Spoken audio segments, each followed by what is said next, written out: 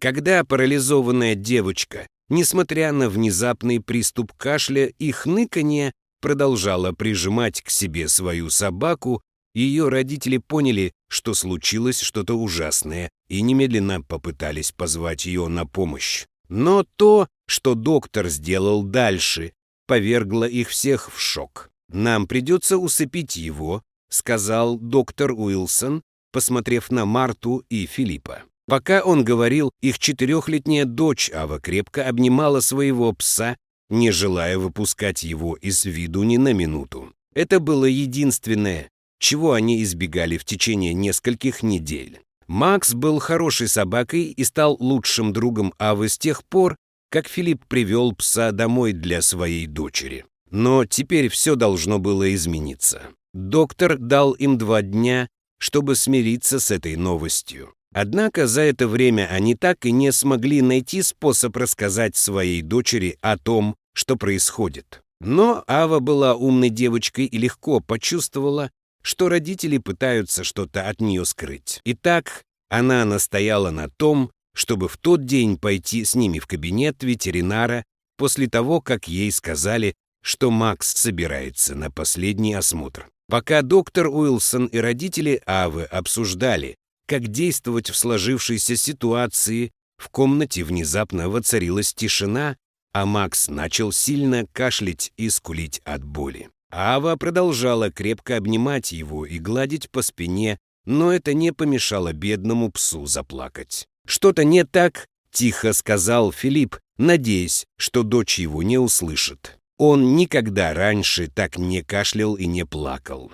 Прежде чем Марта и Филипп смогли разобраться в ситуации, доктор Уилсон поднялся со стула и подошел к Аве. У молодой девушки было растерянное выражение лица, которое быстро сменилось грустью, когда доктор взял Макса у нее на руки и вынес его из кабинета, никому ничего не объясняя. Филипп окликнул доктора Уилсона, попросив его подождать, но, когда ветеринар не ответил, он последовал за ним из кабинета, пытаясь догнать его. Но это было почти невозможно сделать, так как ветеринар и Макс вскоре скрылись в одном из многочисленных кабинетов. Филипп был потрясен. Он знал, что им придется усыпить собаку, но надеялся, что доктор проявит немного сострадания и позволит его дочери в последний раз попрощаться со своей лучшей подругой. Марта осталась, пытаясь успокоить Аву, которая не переставала плакать.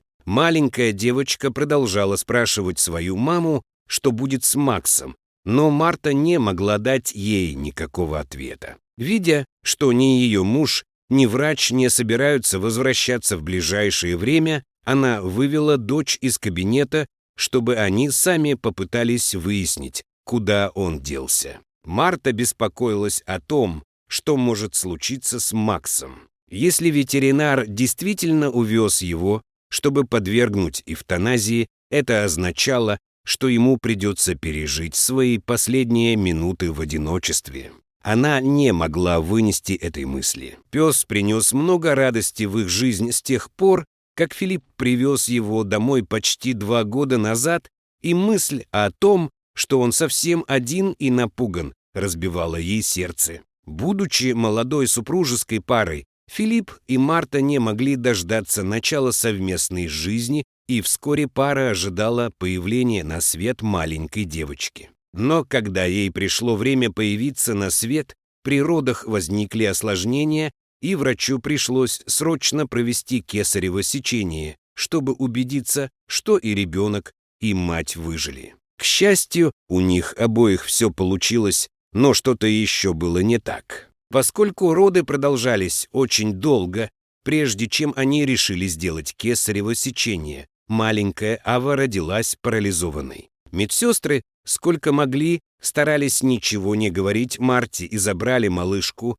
чтобы посмотреть, что они могут для нее сделать. Но, став молодой матерью, Марта запаниковала и не успокоилась, пока к ней не привезли дочь. Увидев свою дочь в первый раз, Марта и Филипп почувствовали необъяснимый прилив любви. Когда Марта в конце концов отпустила малышку и передала ее на попечение медсестер, счастливой паре сообщили душераздирающую новость. Марта и Филипп были в отчаянии, но Ава была их дочерью, и они знали, что будут любить ее, несмотря ни на что. Они собирались постараться сделать ее жизнь максимально комфортной. Когда Ава подросла, родители записали ее на сеансы физиотерапии, надеясь, что это поможет ей ходить. Они водили ее к нескольким врачам, и с каждым годом Аве становилось лучше. Она по-прежнему нуждалась в помощи матери или отца, чтобы передвигаться,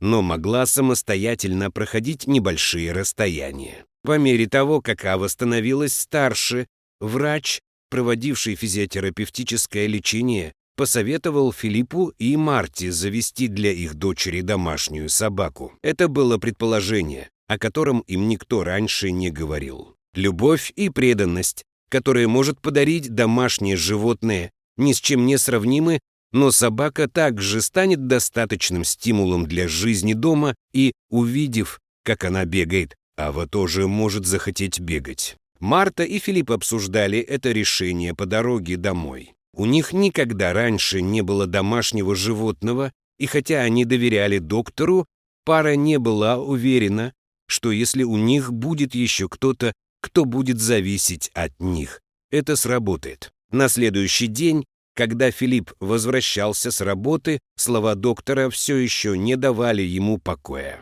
Недалеко от того места, где он работал, был приют для животных, и он решил, что не будет никакого вреда, если он осмотрит окрестности и рассмотрит варианты. Осматривая коллекцию собак, Филипп не знал, что он ищет. У него никогда раньше не было собак, но он был уверен, что узнает подходящую, когда увидит ее.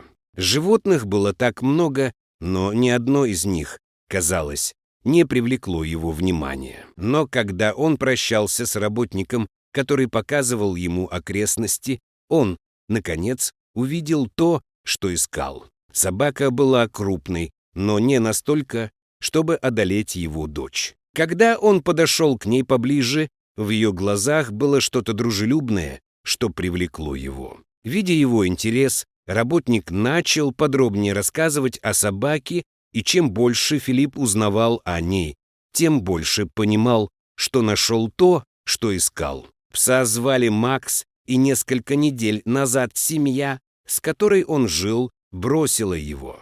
Несмотря на то, что Максу пришлось нелегко на улице, он был просто в восторге, когда его привезли в приют. Ему потребовалось некоторое время, чтобы привыкнуть к новому окружению и людям, которые его окружали, но он был одним из самых послушных домашних животных, которые у них были. За то короткое время, что он там жил, Макс даже подружился с другой собакой, но та была усыновлена несколько дней назад. Филипп немного рассказал охраннику о своей дочери и о ситуации, в которой они оказались. Работник сообщил ему, что собака идеально подойдет Аве, потому что была очень активной и любила передвигаться. Филипп позвонил своей жене и сказал ей, что собирается привезти домой собаку, как и советовал доктор. Несмотря на то, что они не были уверены, получится ли у них, они пообещали сделать все возможное для своей дочери, и если собака – это то, что ей нужно для дальнейшего процветания и выздоровления, то именно это они и собирались сделать. К тому времени, когда Филипп привел Макса домой, Ава уже ждала его, ей было любопытно посмотреть на собаку. Ее мама сообщила ей о своем решении завести домашнее животное и хотела, чтобы она пообщалась с Максом, как только он приедет. Филипп подтолкнул собаку вперед, побуждая ее подойти поближе к Аве. Маленькая девочка не знала, что делать, но протянула руку и приветливо улыбнулась. Макс подошел к ней и лизнул протянутую руку, после чего радостно залаял и завилял хвостом. Ава рассмеялась в ответ и поблагодарила родителей за этот драгоценный подарок. В последующие недели Марта и Филипп поняли, что приняли правильное решение. Макс был активен и с большой любовью относился к Аве. Казалось, Он понимал ее потребности без слов маленькой девочки и активно поощрял ее к передвижениям. Поход в парк с Максом был одним из самых ярких событий в жизни Авы. Видя, как он радостно бегает и играет, она старалась изо всех сил во время сеансов физиотерапии, потому что хотела иметь возможность активно играть и с ним тоже. Для Марты и Филиппа присутствие Макса было утешением, о котором они и не подозревали. Собака запомнила, когда они возвращались с работы, и всегда ждала их у входа. Такой радушный прием после утомительного рабочего дня был самым лучшим для них обоих. Во всяком случае, Макс сыграл важную роль в сближении семьи, а присутствие собаки способствовало тому, что они проводили больше времени вместе,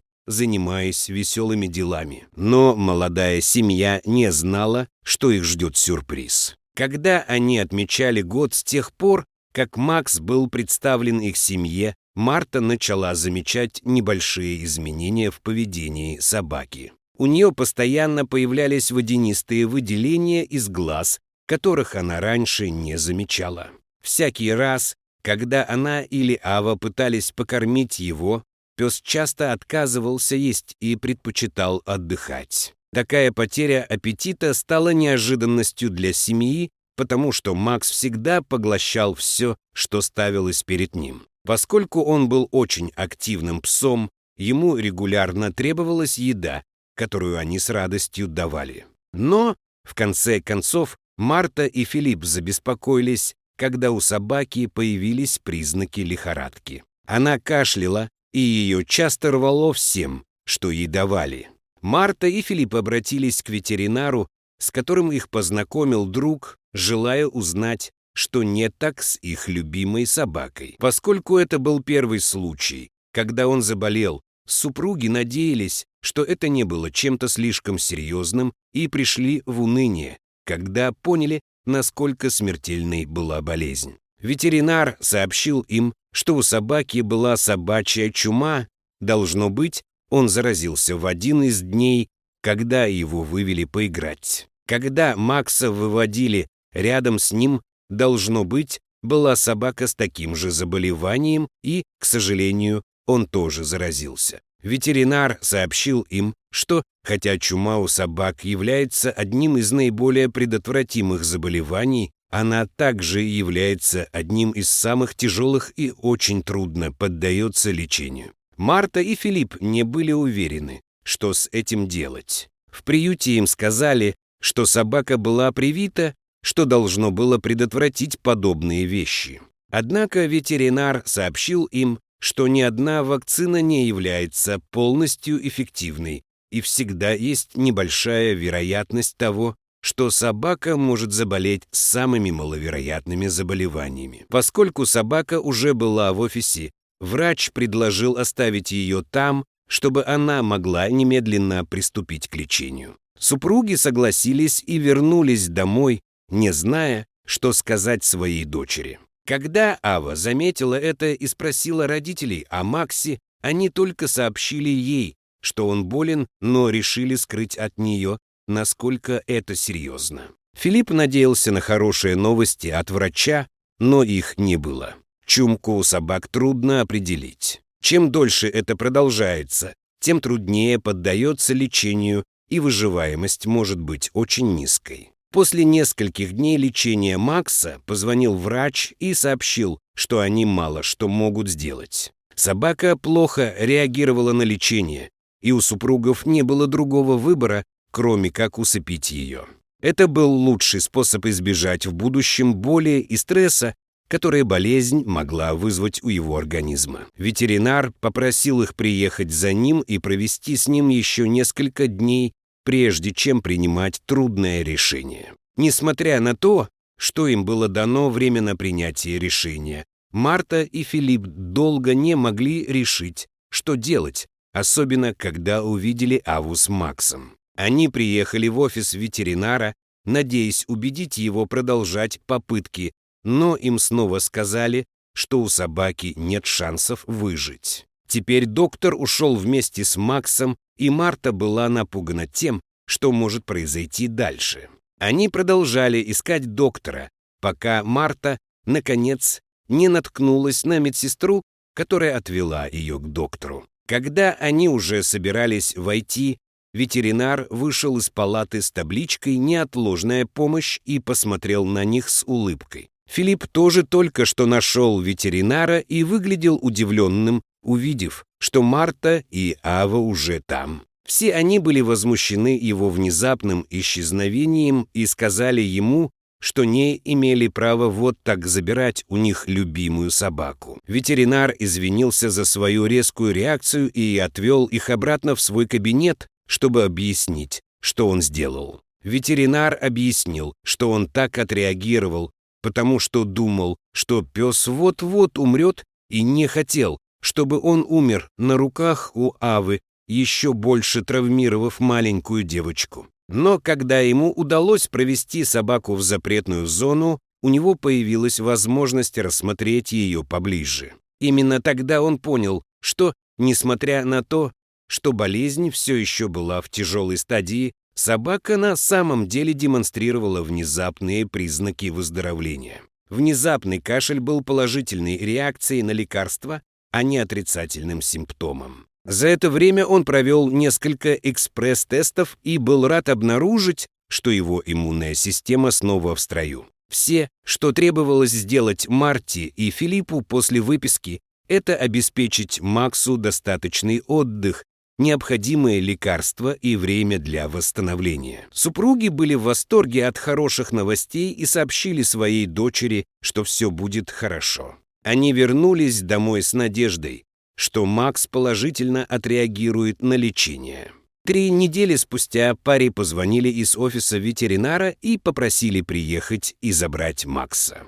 Ему стало лучше, чем во время их последней встречи, но пройдет еще много времени, прежде чем он снова станет счастливым, жизнерадостным псом, которого они знали и любили. Для Макса путь к выздоровлению был долгим и трудным, но, к счастью, у него была любящая семья и поддержка, в которой он нуждался, чтобы пройти через это. Ава всегда была рядом с ним, когда могла, напоминая ему, что все наладится. Он был рядом с ней, и теперь она собиралась сделать то же самое. 2 месяца спустя Макс полностью выздоровел и снова встал на ноги. К удивлению Марты и Филиппа, Ава тоже стояла. У нее все еще были некоторые проблемы с ходьбой на длинные дистанции или бегом, но теперь она наконец-то могла поиграть со своим лучшим другом. И будущее представлялось им обоим светлым. Какая невероятная история. Как вы думаете, Марте и Филиппу следовало разрешить ветеринару усыпить собаку? Хотели бы вы быть рядом со своим питомцем в последние минуты его жизни? Поделитесь своими мыслями в комментариях ниже и до встречи в следующем видео.